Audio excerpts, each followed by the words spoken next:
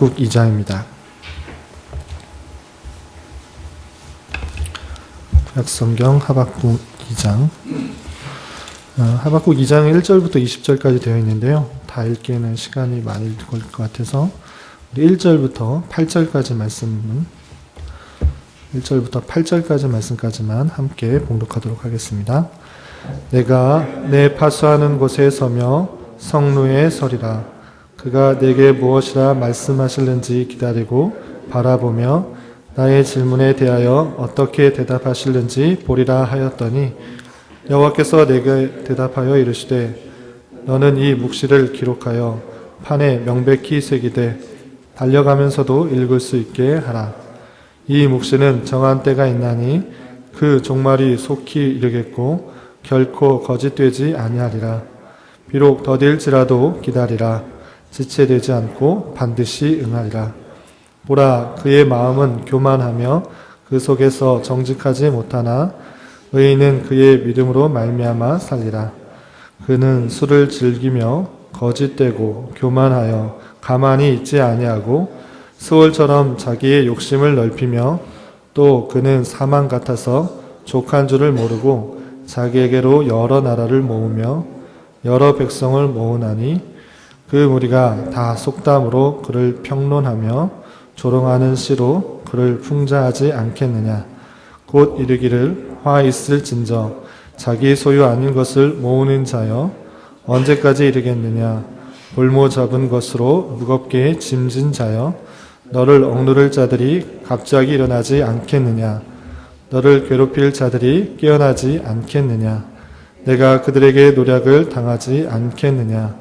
내가 여러 나라를 노략하였으므로 그 모든 민족의 남은 자가 너를 노략하리니 이는 내가 사람의 피를 흘렸으며 또 땅과 성읍과 그 안의 모든 주민에게 강포를 행하였음이니라. 아멘. 이 시간에도 여기까지 나오신 여러분 위해 하나님의 크신 은혜가 함께하기를 진심으로 기원합니다. 말씀 읽기 본문은 하박국 2장입니다. 우리가 11월, 12월 걸쳐서 소선지서들을 읽게 될 터인데 그 내용의 분량이 짧아서 소선지서라고 불리는 거지 그 담긴 내용의 의미가 적어서 소선지서라 불리는 것이 아니라는 것들을 다시 한번 기억하면서 짧은 내용이지만 그것이 갖고 있는 의미들, 오늘날에 어떤 것들을 적용해야 될지를 잘 파악하고 우리 삶에 잘 적용하여서 또 교훈받고 은혜 받는 그런 시간들이 되었으면 좋겠습니다. 하박국은 총 3장으로 되어 있습니다. 1장과 2장에서는 하박국 선지자가 하나님께 질문하는 두 개의 내용이 나오고요. 그리고 그것에 대해서 하나님께서 어떻게 답변하시는가에 대한 내용, 하나님의 답변이 두 개에 이어서 나오게 됩니다. 그리고 그 모든 것들을 깨달은 하박국 선지자가 하나님께 감사 찬송을 드리는 내용이 3장에 걸쳐서 3장에 나오게 됩니다. 그래서 1장부터 3장까지 되게 돼서 그렇게 길지 않기 때문에 한 번에 쭉 읽어가는 것들이 내용을 파악하고 또 교훈받는 데는 또 유익하겠다 생각을 들어서 시간이 되시면 한 번에 쭉 이렇게 1장부터 3장까지 읽으면 더 이해가 전체를 파악하는 데 좀 도움이 되지 않을까 생각을 또 가져봅니다. 그렇지만 또 한 장 한 장 천천히 읽어가면서 거기서 말씀하고 있는 내용들이 우리에게 어떻게 적용될 수 있을까 고민하면서 또 적용하는 것도 또 도움이 될 것이라 생각되면서 오늘은 2장의 말씀들을 생각해 볼까 합니다. 먼저 하박국 선지자가 활동했던 시대가 언제인가 어제도 말씀드렸다시피 정확하게는 나와 있지 않지만 내용을 볼 때 짐작은 할 수 있습니다. 어떤 때인가 북이스라엘도 아수르에 의해서 멸망당하고 나서 또 아수르도 바벨론에 의해서 멸망당한 때 그때쯤에 남유다의 불의한 또 황폐한 그런 시대상을 보면서 하박국 선지자가 하나님께 탄원하며 질문하며 나오는 내용들이 하박국 선지자의 하박국서의 내용이다라고 할 수 있습니다. 그때 당시에 남유다의 상황이 어땠는가? 우리가 계속적으로 선지서를 통해서 살펴보다시피 총체적인 난국의 상황이었습니다. 정치 지도자들뿐만 아니라 종교 지도자들도 부패하고 타락하여서 자기의 유익만을, 자기의 이익만을 챙기기에 급급한 그런 모습들입니다. 종교 지도자들도 자기 입에 떡이 들어와야지, 먹을 것이 들어와야지 평화를 선언하고, 그렇지 않을 경우에는 저주를 또 전쟁을 선포하고 있는 타락한 모습들 가운데 있는 것이죠. 그런 상황 가운데 하박국 선지자는 이런 불의한 상황들이 왜 이렇게 일어나고 있습니까?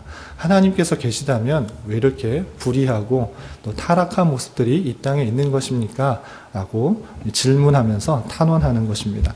먼저 내용을 간단하게 어떤 질문들을 했는가? 하박국의 호소 또는 탄원을 어떤 호소를 했는지 좀 몇 가지 살펴보면 1장에 이런 호소가 있습니다. 1장 2절 보면 여호와여 내가 부르짖어도 주께서 듣지 아니하시니 어느 때까지리까 내가 강포로 말미암아 외쳐도 주께서 구원하지 아니하시나이다. 하나님께 계속적으로 구원하고 간구하고 부르짖는 그런 모습들입니다. 그럼 어떤 것들을 부르짖었는가? 3절 4절 되어 있는데 3절 4절에 나와 있는데요. 어찌하여 내게 죄악을 보게 하시며 폐역을 눈으로 보게 하시나이까. 겁탈과 강포가 내 앞에 있고 변론과 분쟁이 일어났다. 4절에서도 율법이 해이하고 정의가 전혀 시행되지 못한다. 이스라엘 하나님의 백성이라고 하는 이스라엘의 만연한 죄악들 그리고 타락한 모습들을 보면서 안타까워하면서 하나님께 탄원한 것입니다. 하나님께 계속적으로 부르짖고 또 간구하여도 하나님께서는 즉각적으로 나타나시지 않고 응답하여 주시지 않는 것과 같은 그런 상황 속에서 어떻게 하나님의 백성들이 하나님의 자녀들이 이렇게 불의하고 타락한 가운데 있습니까? 라고 묻는 것입니다. 그럴 때 하나님께서는 어떻게 대답하시는가? 5절 이하 11절까지 말씀해 주시고 있는데 5절에서 보면 이렇게 표현하고 있는 것입니다. 여호와께서 이르시되 너희는 여러 나라를 보고 또 보고 놀라고 또 놀랄지어다. 너희 생전에 내가 한 가지 일을 행할 것이라 누가 너희에게 말할지라도 너희가 믿지 아니하리라. 놀라게 될 것이다. 믿지 않을 만한 그런 일들이 생길 것인데 그 일이 무엇인가 6절 이하 11절에서 표현하고 있는데요. 간단하게 말해서 갈대아 사람에 의해서 이스라엘 백성이 멸망받게 될 것이다 라고 하는 것입니다. 갈대아 사람이라는 것은 갈대아 지역에 있는 민족을 말하고 있는 것인데 우리가 또 다른 성경의 표현에 의하면 바벨론이라고 할 수 있는 것입니다. 갈대아 사람이 얼마나 포악하고 또 전쟁을 좋아하는지는 7절, 8절, 9절에 나오고 있는데요. 그렇게 전쟁을 좋아하고 또 사나운 민족인 그 갈대아 사람으로 인하여서 너희 나라가 선민이 멸망받게 될 것이다 라고 말을 하고 있는 것입니다. 그런 이야기를 들을 때 하박국 선지자의 질문은 그것이 아니었는데 원하는 대답은 그것이 아니었는데 하나님께서 회복시켜 주실 것이다. 하나님께서 다시 정의와 공의가 다시 일어나게 될 것이다 라는 그런 말을 듣기 원했는데 하나님께서는 정반대의 대답을 하시는 것입니다. 이스라엘이 멸망당하게 될 것이다. 갈대아 사람에 의해서 망하게 될 것이다 라고 답변을 하시는 것이죠. 그렇게 될 때 하박국 선지자는 다시 한번 하나님께 질문하게 되는 것입니다. 그것이 12절부터 17절까지 1장 12절부터 17절까지인데 하나님은 선하시지 않습니까? 하나님은 전부터 계시지 않았습니까? 그러한데 어찌 하나님의 백성이 이스라엘 백성이 불의한 족속인 갈대아 사람에게 멸망당할 수 있습니까? 어찌하여 그렇게 되는 것입니까? 갈대아 사람은 포악하고 또 많은 불의를 행하는 그런 사람인데 어떻게 그 민족에게 우리나라가 멸망당할 수 있습니까? 1장 17절의 표현처럼 갈대아 사람들이 그물을 떨고는 계속하여 여러 나라를 무자비하게 멸망시키는 것이 옳으니까 갈대아 사람이 이스라엘 민족뿐만 아니라 그 주변의 모든 나라들을 멸망시키고 전쟁하고 포악하여서 그렇게 멸망시키고 있는데 어떻게 그런 일이 일어날 수 있습니까? 라고 질문을 하는 것입니다. 그것이 이제 1장까지고요. 2장에서는 그 두 번째 질문에 대해서 답변하는 내용들로 되어 있습니다. 2장 1절 보면 이렇게 되어 있습니다. 내가 내 파수하는 곳에 서며 성루에 서리라. 예, 그 질문을 하고 나서 선지자의 태도는 내 파수하는 곳에 섰다. 그리고 성루에 서리라 라고 하는 표현처럼 그 질문을 하고 하나님 앞에 다시 자기에게 맡겨진 그 자리로 돌아가서 하나님의 답변을 기다리려고 하는 그런 모습을 볼 수 있습니다. 그가 내게 무엇이라 말씀하시는지 기다리고 바라보며 나의 질문에 대하여 어떻게 대답하시는지 보리라 하였다. 하박국 선지자가 그렇게 질문하고 다시 자기가 맡겨진 일들로 돌아와서 하나님께서 과연 어떻게 대답하시는지를 기다리고 또 바라보는 하나님의 역사하심들을, 손길들을 또 바라보는 그런 모습을 볼 수 있습니다. 그렇다면 하나님께서 어떻게 말씀하시는가 2절 이하 4절까지 그에 대한 두 번째 질문에 대한 답변을 하고 있습니다. 2절 보면 여호와께서 내게 대답하여 이르시되 하나님께서 하박국 선지자에게 대답을 하고 계시는 것입니다. 너는 이 묵시를 기록하여 판에 명백히 새기되 달려가면서도 읽을 수 있게 하라. 분명하고도 확실하게 깨달을 수 있도록 그렇게 기록하라고 하는 것입니다. 하박국 선지자가 다시는 또는 또 하박국 선지자와 같은 그런 질문들을 하지 않도록 확실하고 분명하게 너희는 깨달아라 라고 하는 것이죠. 그럼 무슨 내용들을 기록하고 모든 사람들이 깨달아야 되는가? 3절, 4절 이렇게 되어 있습니다. 이 묵시는, 이 하나님의 말씀은, 이 때는, 이 이야기는 정한 때가 있나니 그 종말이 속히 이르겠고 결코 거짓되지 아니하리라. 비록 더딜지라도 기다리라. 지체되지 않고 반드시 응하리라. 이 묵시는, 이 하나님의 그 계획과 또 그 예언의 말씀은 하나님의 때가 있다. 너희들은 알지 못하지만 하나님의 때가 있는 것이다. 그 종말, 그 모든 것의 종말, 그리고 그 악한 자들의 득세들이 있는 것 같지만 그 종말이 속히 이를 것이다 라는 것입니다. 그리고 그것이 결코 거짓되지 않다. 우리 눈에 보이기에는 더딘 것 같이 보이지만 너희들은 기다려라.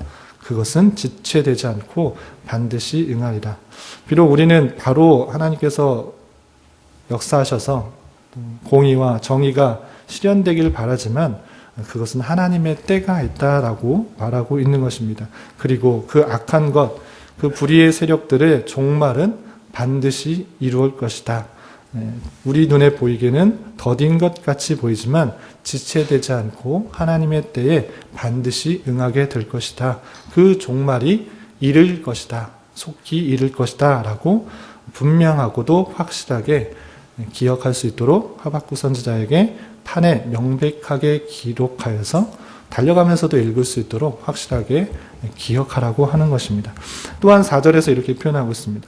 보라, 그의 마음은 바벨론으로 표현되는 또 갈대아 사람으로 표현되는 악의 세력들, 악한 세력들, 하나님에 대적하는, 하나님을 모르고 비방하는 그런 세력들은 그 마음은 교만하며 그 속에는 정직하지 못하지만 그들은 비록 정직하지 않게 불의를 행하면서 살아가지만 의인은 하나님의 택하신 백성들, 하나님의 의를 입은 그 사람들은 그의 믿음으로 말미암아 살 것이다 라고 말씀하고 있는 것입니다. 의인은 그의 믿음으로 말미암아 살리라. 이 말의 뜻이 중요한데 이것은 조금 있다가 다시 한번 설명하도록 하고, 그리고 이제 4절까지 이제 하나님께서 답변을 하시고 그것에 대한 구체적인 설명으로서 5절부터 20절까지 설명하고 있는 것입니다. 5절부터 20절까지 우리가 다 읽지는 않았지만 반복해서 표현되는 것이 있습니다. 그 표현은 무엇이냐면 여러분들 말씀 일기 설교 노트에도 표현되어 있지만 5번 반복하면서 화 있을 진저라고 표현하면서 그들의 불의한 것들에 대해서 심판을 받게 될 것이다. 화가 있을 것이다 라고 선언하고 있습니다. 먼저 교환에서도 보다시피 5절부터 8절까지는 침략에 대한 저주를 하고 있습니다. 6절에서 보면 6절 하반절에 보면 이렇게 되어 있습니다.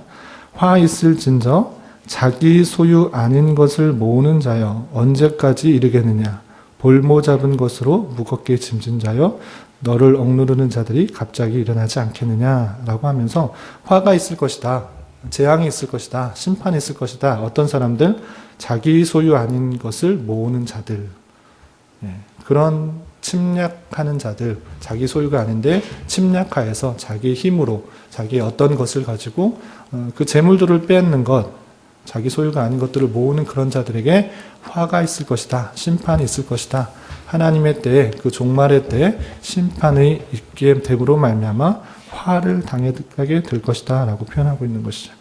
그리고 9절부터 11절까지는 탐심에 대해서 저주하고 있습니다. 9절 말씀만 보면 재앙을 피하기 위하여 높은 데 깃들이려 하며 자기 집을 위하여 부당한 이익을 취하는 자들에게 화 있을진저라고 표현하면서 재앙을 피하기 위해서 높은 데 깃들리는 그런 사람들, 자기 집을 위하여 부당한 이익을 취하는 그런 모든 자들에게 화가 있을 것이다. 재앙이 있을 것이다. 심판이 있을 것이다 라고 표현하고 있는 것입니다. 탐심들, 우리에게 여전히 있는, 또 죄인들에게 여전히 있는 그런 탐심들, 더 많이 가지려고 하는 것들, 부당한 이익들을 취하는 것에 대한 심판을 선고하고 있는 것입니다. 그리고 12절부터 14절까지는 광포한 것들, 전쟁에 대한 그런 내용들에 대해서 저주하고 있는데요. 12절을 보면 피로 성읍을 건설하며 불의로 성을 건축하는 자에게 화 있을진저. 피로 성읍을 건설한다. 정의롭게 또 공의롭게 성읍을 건축하고 어떤 것을 이루려고 하는 것이 아니라 힘과 능력 또는 전쟁을 통하여서 자기의 땅을 빼앗고 나라를 건설하고 어떤 일을 도모하는 그런 모습들, 그리고 불의로 성을 건축하는 그러한 모든 사람에게는 하나님의 재앙이 있을 것이다. 화가 있을 것이다. 심판이 있을 것이다. 라고 또 선언하고 있는 것입니다. 그리고 15절부터 17절에서도 잔인한 그런 모습들, 인간의 모습들 중에 포악하고 잔인한 모습들에 대해 있을 때 그것을 심판하겠다라는 그런 표현들이 있습니다. 15절 말씀만 보면 이렇게 되어 있습니다. 이웃에게 술을 마시게 하되 자기의 분노를 더하여 그에게 취하게 하고 그 하체를 드러내려 하는 자에게는 화 있을진저. 이웃에게 술 마시게 하는데 분노를 더하게 하고 취하게 하고 하체를 드러내서 수욕을 또 모욕을 보이게 하는 그런 모습들, 그런 자에게는 화가 있을 것이다. 재앙이 있을 것이다. 심판이 있을 것이다. 라고 표현하고 있는 것입니다. 잔인한 모습들, 인간의 그런 추악한 모습들을 갖고 있는 그런 모습에서 하나님께서 심판을 선언하고 있는 것입니다. 그리고 마지막으로 18절부터 20절까지는 우상 숭배하는 것에 대한 저주를 표현하고 있습니다. 19절 말씀만 보면 이렇게 되어 있습니다. 나무에게 깨라 하며 말하지 못하는 돌에게 일어나라 하는 자에게 화 있을진저. 나무, 돌, 우상들이라고 표현될 수 있는 그런 것들에 대해서 의지하고 그것들 힘을 입어서 살아가려고 하는 그런 모습들, 하나님 외에 다른 것들을 섬기면서 또 힘을 얻으려는 그런 우상 숭배하는 그런 모든 사람들에게 화가 있을 것이다. 심판과 재앙이 있을 것이다. 라고 말하면서 하나님을 제대로 섬기지 않는, 또 하나님을 대적하는 이방 사람들, 또 바벨론으로 표현되는 세상 것들에 대해서 심판을 선언하고 있는 내용들을 살펴볼 수 있습니다. 이런 심판의 내용들 가운데 핵심의 내용들은 무엇인가? 아까 말씀드린 것처럼 4절의 마음입니다. 그의 마음은 교만하며 그 속에는 정직하지 못하나 세상 사람들, 하나님을 모르는 그런 사람들, 불의한 모든 사람들은 정직하지 못하게 행할 것이지만, 그런 것들이 여전히 있을 것이지만 의인은 어떻게 살아야 되는 것인가? 그의 믿음으로 말미암아 살아가는 것이다 라고 표현하고 있는 것입니다. 이 믿음으로 말미암아 살리라라는 것은 아주 중요한 성경의 교훈입니다. 성경의 이 표현, 하박국에서 나온, 하박국 2장 4절에 나온 이 표현을 신약 성경에 여러 번 반복하면서 사용하면서 그 하나님의 말씀의 핵심들을 잘 표현하고 있는 것을 살펴볼 수 있습니다. 먼저 성경 히브리서 10장을 한번 펴보도록 하겠습니다. 이 구절을 어떻게 신약 성경에서는 이용하여서 말씀하고 있는가? 히브리서 10장 율법과 또 마지막 때에 어떤 삶을 살아야 될 것인가를 쭉 교훈하면서 10장 37절, 38절에 이렇게 표현하고 있는 것입니다. 히브리서 10장 37절 38절 말씀을 함께 봉독하도록 하겠습니다. 잠시 잠깐 후면 오시리가 오시리니 지체하지 아니하시리라. 나의 의인은 믿음으로 말미암아 살리라. 또한 뒤로 물러가면 내 마음이 그를 기뻐하지 아니하리라 하셨느니라. 히브리서 10장 전체적인 내용들은 무엇이냐면 말세가 때 되면 종말의 때가 되면 많이 힘들고 어려운 그런 상황이 있을 것이다. 환난과 비방과 핍박들이 있을 것이다. 그러할 때 성도들은 어떠한 삶을 살아가야 되는지를 교훈하는데 이 하박국서 2장 4절 우리가 좀 전에 읽었던 그 표현들을 인용하고 있는 것입니다. 그러할 때 하나님께서 잠시 후면 오게 될 것이니까 너희들은 어떻게 살아야 되는가? 너희 의인들은 믿음으로 살아가라 라고 하는 것입니다. 세상을 살아갈 때 비록 불의가 판을 치고 하나님을 모르는 사람들이 더 득세하여서 하나님 믿는 사람들을 비방하고 조롱하고 핍박하고 탄압하는 것 같이 보일지라도 너희는 어떠한 삶을 살아가야 되는가? 하나님을 믿는 믿음으로 이 모든 상황들을 극복하며 살아가야 되는 것이다. 우리가 살아갈 힘들은 오직 믿음으로 살아가는 것뿐이 없다. 세상은 그렇게 보일지라도 득세하여서 가는 것 같이 보일지라도 우리에게 허락하신 구원과 또 영원한 삶이 있다는 그 사실들을 믿음으로 이 세상들을 이겨나가야 되는 것이다 라고 히브리서에서 표현하고 있는 것입니다.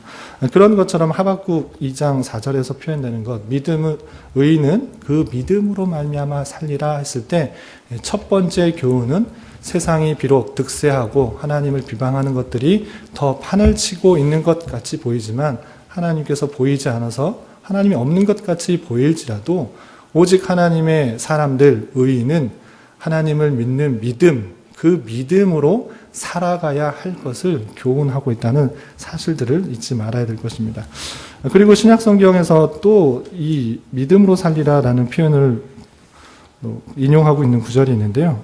로마서 1장을 살펴보도록 하겠습니다. 로마서 1장 17절입니다. 신약성경 로마서